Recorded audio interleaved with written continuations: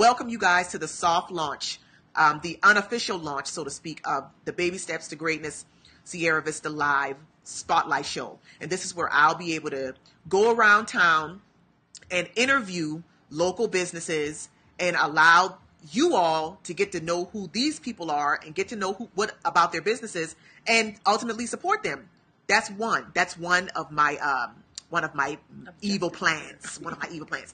The other evil plan is to show Sierra Vista to Sierra Vista. I think it's easy to fall into the mob mentality when you say, "Oh my God, another business left. This is the end. We're going down the tubes." Hands, exactly. Falls out in despair. It's easy to fall into that, but I know that I still meet people that say, "Oh, where's this business located?" Okay, well, you need to get out of the house. Get out of your regular routine and do some stuff. So that was another goal of mine for doing this. So today, who better to kick off, like a crazy idea that you have? Who better to test it with than somebody like that's as equally as adventurous as you are and willing to do. Let's do it. Willing to do stuff says I don't care. I don't know how we're going to do it, but let's do it. Doesn't matter.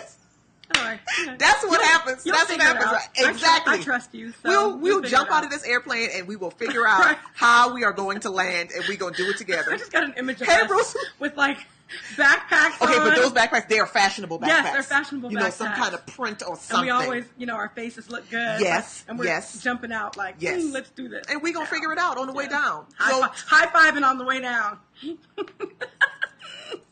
So that's what we're doing. So the Baby Steps to Greatness Sierra Vista Show is here. We're taking baby steps, but we know that we're still trying to show up in a way that is professional, that is polished, that presents us to the best of our ability. So I'm here today with Nat of BatiMamselle Boutique, which is located. I don't know how what's the address? It's 1633 South Highway 92. I always say in between Schneider and now Lawley Dodge because it's not. So you were talking about the shiny object syndrome, yes. Kind of getting that people coming to say, "Oh, try this, do this, do this, do this." And at first, I was guilty of when I was in the truck.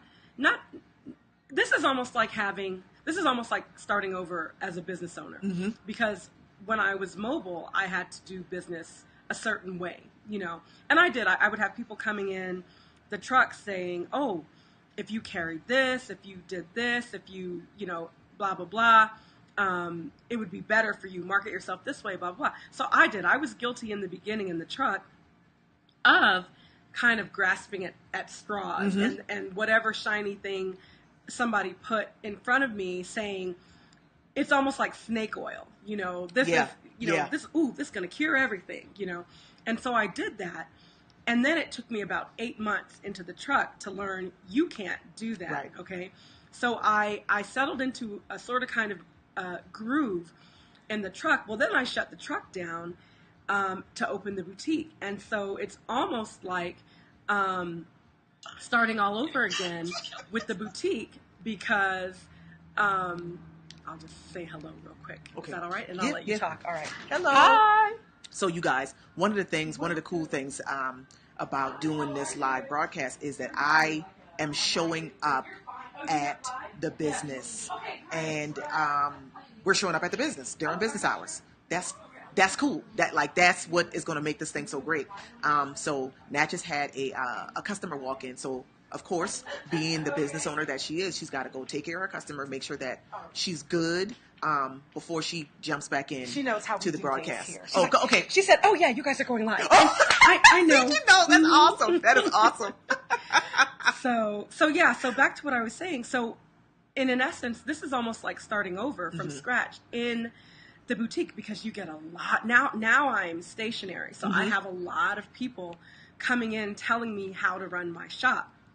Oh, you need to do kids' clothes, baby clothes, men's clothes, furniture, all of this. And it is very distracting, especially when you're trying to focus on providing a service and goods to your clientele that are used to your way of running business. So I have learned to get blinders on, because you can't pay attention to all of the noise. And especially, like, I know what my brand is, okay? I'm very aware of what it is. I'm very aware of my clientele. And so once you have that down, it's very easy to now not be distracted by people that are coming in and telling you, oh, you need to market here, you need to carry this, you need to do this.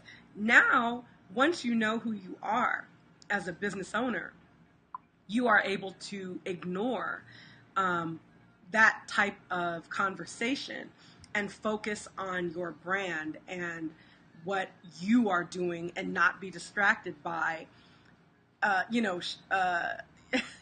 dude standing on the corner with the jacket, want to buy a watch, want to do this.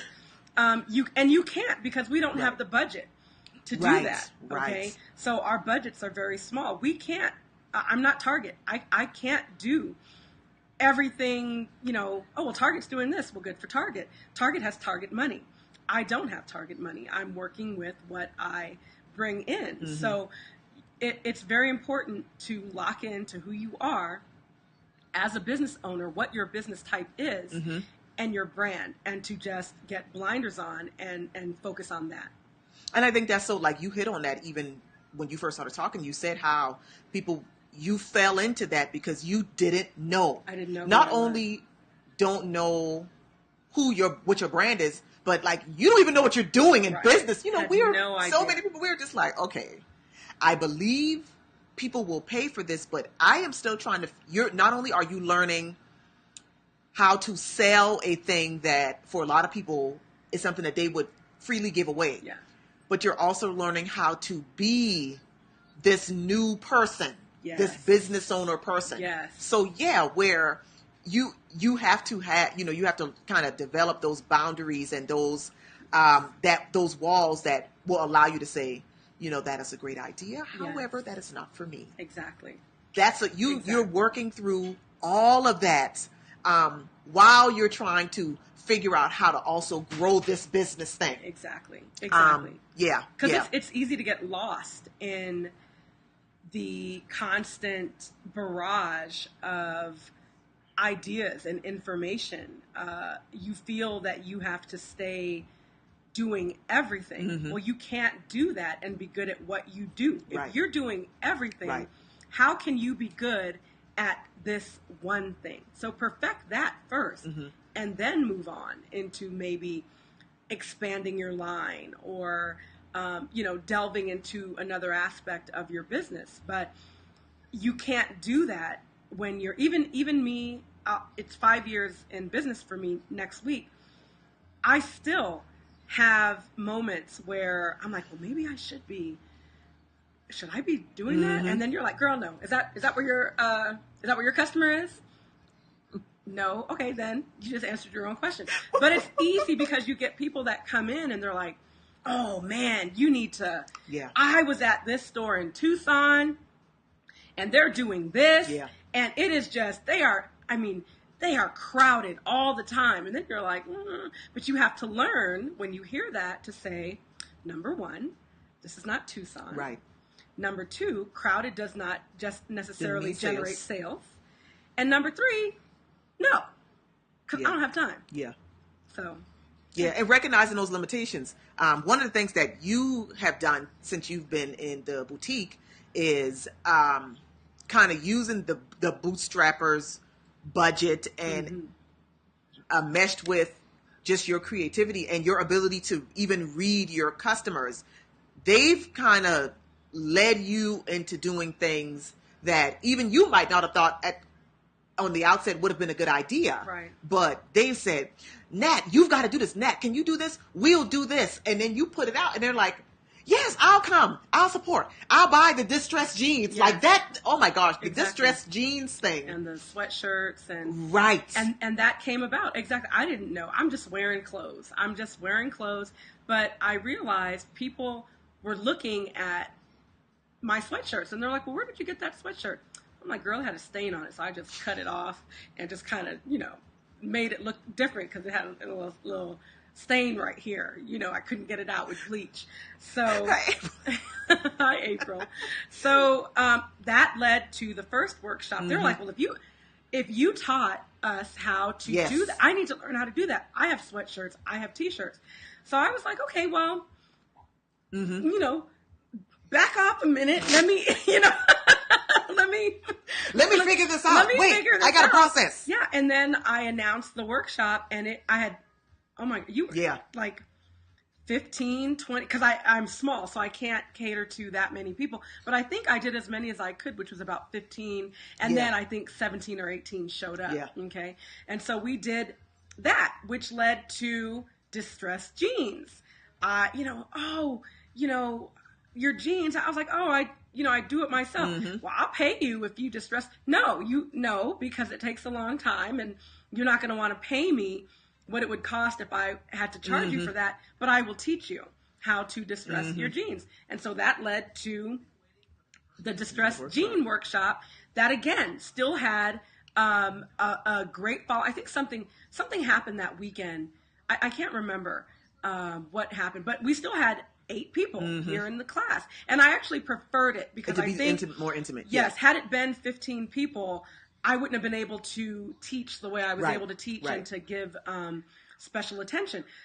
And that has led to, we weren't able to make that workshop. Are you going to do one for the falls or the winter? You know, so I'll be doing another workshop. But you're right, my clientele, in seeing what I was wearing and seeing the trends that were out there, hey, can you do this? You're doing, you're not selling it, but could you show us how to do it because you're doing it? Right.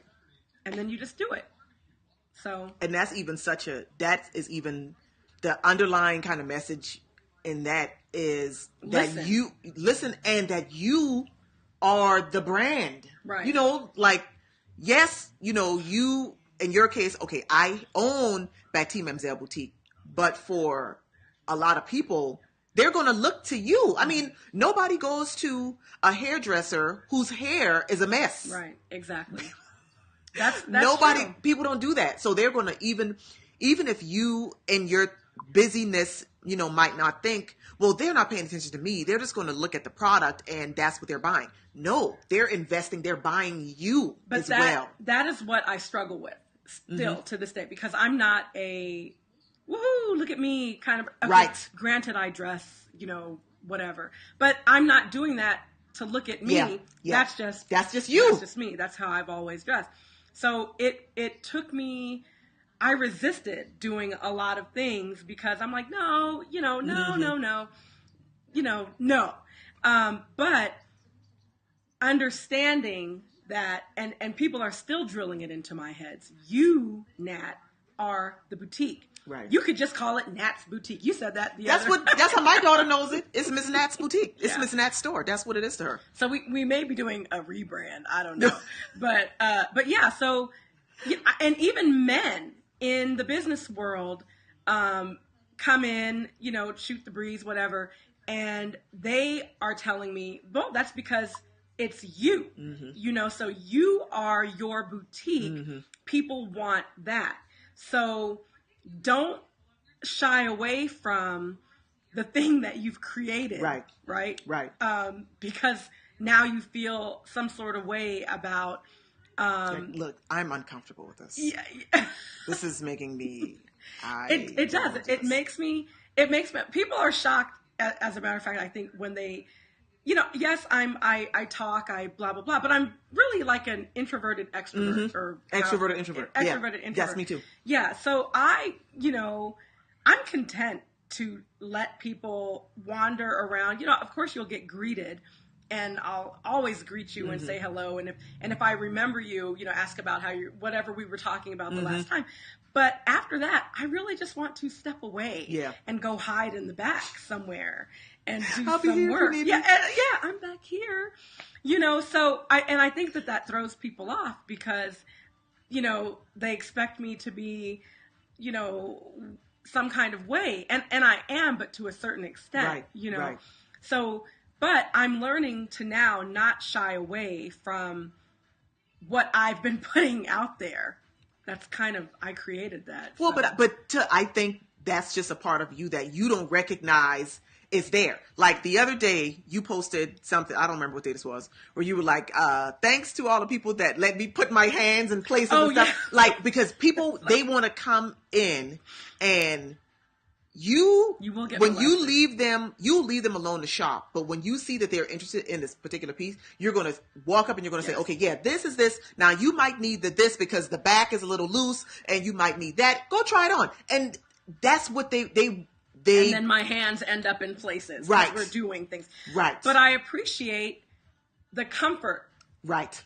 And again, that's because what y'all are telling me is what I've put out there. Mm-hmm. So people that don't know me, and it's always like the military, I'm going to touch you now. Is that okay? May I touch you? But that's, because I want you to, because in essence, you're a representation of me, and I'm not going to let you walk out of the shop looking crazy, so that is a trust factor that I feel has grown immensely due to my live videos and just people coming in and seeing how it is in here, and they feel comfortable with allowing me in the dressing room with them, or coming out of the dressing room and allowing me to saying like, okay, what is going on with this? Fix this. Exactly. And we normally have a peanut gallery of people that are chiming in. It's like, oh no, girl, you should wear that with this. Yeah, that's it. So, but that's all, again, recognizing who you are to your customer as your brand. Right. All right, we can end on that. No, just kidding. Okay. Who are you to your customers? That is the brand. I like to say a simple definition, because people hear the word brand and branding and brand this and what's the brand. Like they think it's some big fancy word. Yeah. It's your reputation. That's basically all it boils down to. What do they see and what do they believe about you based on what they see you doing, based on what you put out? That's what it is. That's good. Brand equals reputation. It's a reputation. You can just put that in bold print across something. The brand. And for you business owners out there that are hesitant to step out and interact with your clientele, I feel you're doing yourself a grave disservice by not at least engaging on social media with them. Because this, even people my age, they kind of want to see it first before they go in. Right. You can tell. I had a lady come in here and she was like, "Oh, I've been looking at you on Instagram for a year. Finally made it in." Wow. That's a customer I did not know existed, but due to my constant engagement on Instagram and posting, she came in. Yeah. She's like, "Oh yeah, it's been a year." So about the time I opened the store is when she hopped on my Instagram page to see what it was about. It took her a year to come in, but she came in. So I called them ghost trolls or lurkers out there. You don't know. Somebody might want what you have, but you are not engaging them in the want. Right. So they're not going to come in. They're not. Nobody's going to say, "Hello, Mr. Business Person. Would you please start doing Facebook Live videos so that I may engage with you?" Exactly. It doesn't work that way. It honestly doesn't. Please, sir. May I have another? May I have another? May I have another? Nobody does that. Nobody is going to. No, you have to do that, and you have to the accent though. You have to put in this day and age. You don't have to do everything. You don't have to have an e-commerce. You don't have to have drop shipping. You don't have to do all of the sparkly things, but you must engage with your customer on social media. Merely having the Facebook, I have a Facebook page, but then when you click it, all it says is founded in 2012. Okay. It's dusty. It's tumbleweeds rolling through that thing. You've lost people now. Yeah, you have a Facebook page, but you're not doing anything with your Facebook page. Not a thing. And don't be, I'm old fashioned. I have to write things. I have a day planner. that's just me. I'm old school that way. But I realized I have to get on social media in order to let people know about me and what I'm doing. Right. So, right. And investing in the brand and which is you and your reputation. So, yes. Yeah, we've got to do it. And that, again, is another one of those, another reason for me wanting to do this. Because, again, I'm running into businesses. I remember having a conversation with an older gentleman, clearly that has been in business longer than social media has been around. Mm-hmm. And when you talking to him, he knows his stuff. Okay. Knows it. And for me, in this particular industry, I know nothing about it. Okay. So I was like, what about this? And what about this? And what about this? I'm asking a bunch of questions. And then when he finally stopped talking, I was like, why is none of this out there? None of this is out there. You've got all of this. You've got this body of knowledge, and you're this magnetic personality, and you know what you're talking about, and you're willing to answer questions.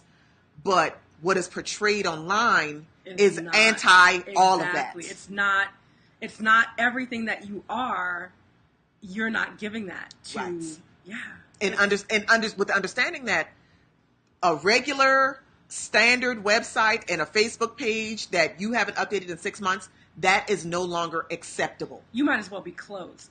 If you have not done anything on your Facebook page, that is like a big closed for business sign. Right. Because people, they're not going to come to your store to see what they're going to your Facebook page first. Oh, there's this store? They're automatically Googling. Right. Oh, let me, they have a Facebook page. Click. Right. And they're going to that. And if your Facebook page has had no activity in 6 months, they've just made their decision about you, and it's not good. Nope. And you didn't even have a say. No. You didn't even have a say in the decision. You didn't. Oh, I'm great. Please. No. Wait, don't leave. We're awesome. We just did. Yeah. So you have to especially in Sierra Vista. You have to. I call them immigrants. We've got immigrants that are coming here from New York, Illinois, California. You see the license plates. They are used to doing having business done in a certain way. You have to adapt to that. You don't have to adapt all the way, but you at least have to start engaging on one platform, because that is it's almost like you're irrelevant.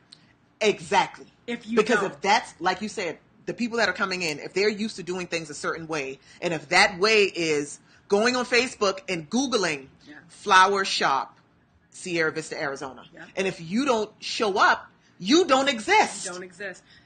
I had Nicole was in here with me yesterday. A lady walked through the door, and I said, I was admiring. I said, I purposely got up to look at her pantsuit. She was walking into Barnett Salon Suites, and so she came in. I said, I'm so glad you came in, because I was admiring your pantsuit.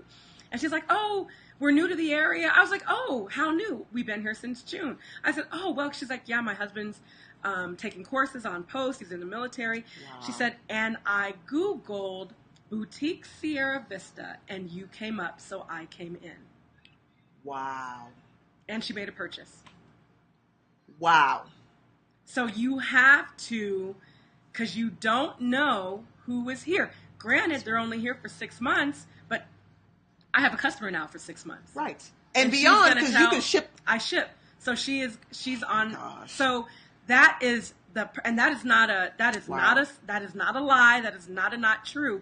But that truly happened. She came in. Her name was Sarah, and she said she was Googling. She goes, because I shop boutiques, because you find nice stuff in boutiques. Mm-hmm. And so she said that was the first thing she did, was Google boutiques Sierra Vista. Wow. She goes, and you're the first one. She goes, you're the only one that popped up. Wow. Well, that's great. That means all of the engagement on the Facebook, all the and SEO, the social engagement, because you don't have a formal website. Not anymore. Right. So primarily it's social. It is. But I feel it doesn't cost anything. But I feel that having the website for 3.5 years and learning about SEOs and using SEOs helped put me on the first page to Google. Yeah. So I'm the one that pops up if you type in Boutique Sierra Vista. Bloop. Well, there you have it.